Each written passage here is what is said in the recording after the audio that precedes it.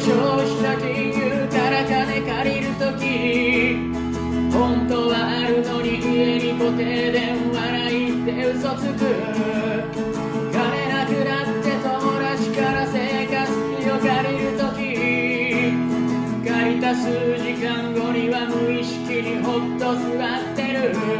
いい加減にしろ、わけわからんにし、知らない番号からの電話は出ないぜ。返さんでやろ、返さんでやろ、明日返さんでも借りた金返さんでもやろ。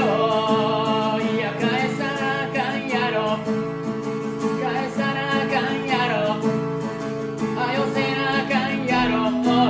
借りた金返さなあかんやろ。